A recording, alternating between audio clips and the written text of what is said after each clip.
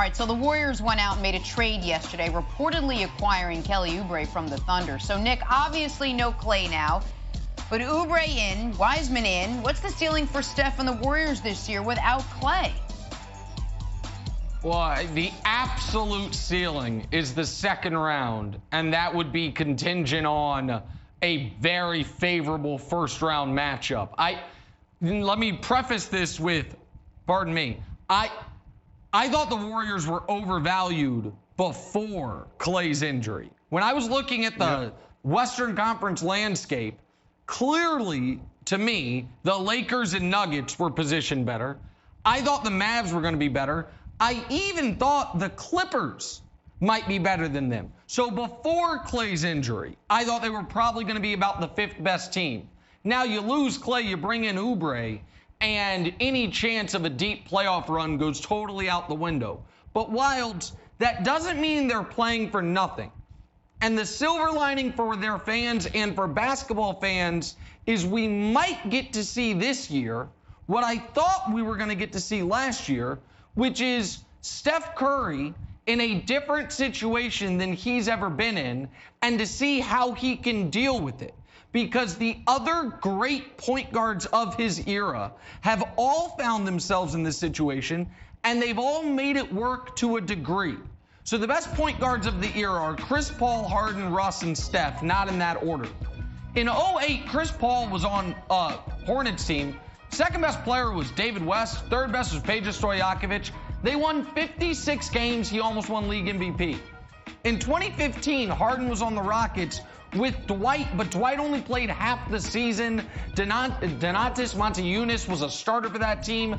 They won 56 games, made the Western Conference Finals. 2017, Russ, the first year without KD, before they got Paul George, led the league in scoring, averaged a triple-double, carried them to 47 wins. I think most people, Wilds, have Steph higher on the all-time pyramid than all three of those guys. But he's never been asked to do this, be the solo act on a team and carry them at least to 45-plus wins in the playoffs. And I'm really interested in seeing, can he do it? Because we know Steph is one of the greatest players ever in the right situation. Now he's in a very tough situation like he would have been in last year, but he broke his hand, so we didn't get to see it. I'm very curious to see how Steph responds to that, Wilds, and what the Warriors look like now when everybody knows Steph is going to have to generate almost all of the offense.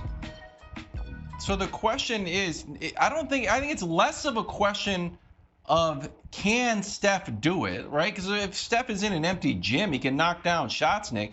I think the question is, does Steve Kerr want to do it? Does Steph want to do it? Is it where, hey, Klay is down, Durant's gone, let's change our entire style of basketball? Like, I don't think Kelly Oubre's there like, oh, I'm going to the Warriors. Like, oh, we play like the Rockets now? And you just make Steph cook all the points?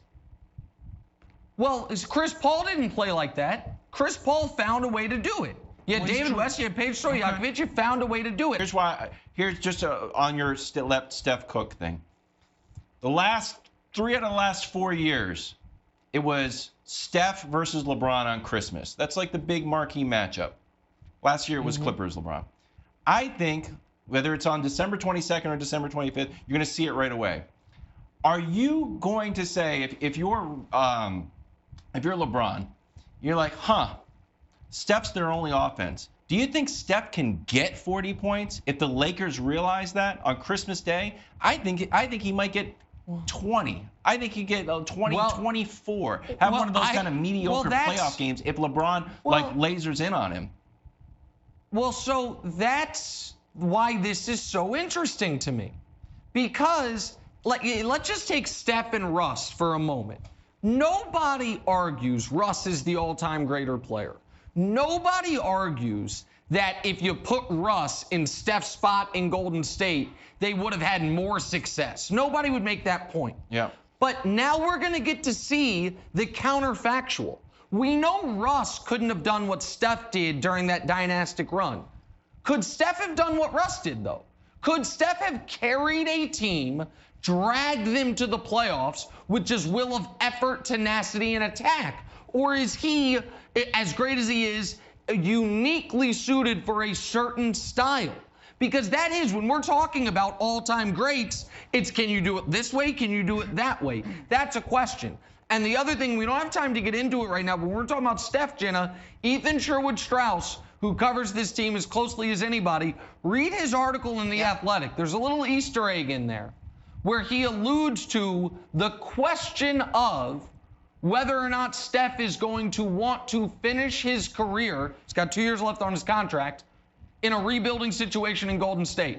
When Golden State's got 4 years and $150 million with Klay, 4 years and $100 million left with Draymond, 3 years and 90 million left with Wiggins, that could Steph Curry ultimately say, who we think is a warrior for life, is that maybe not the case? I think it's an interesting question. Thanks for watching. Subscribe here to get the latest from the show. Also, be sure to check out more of the best clips from First Things First, or go watch a few segments from our other shows on FS1.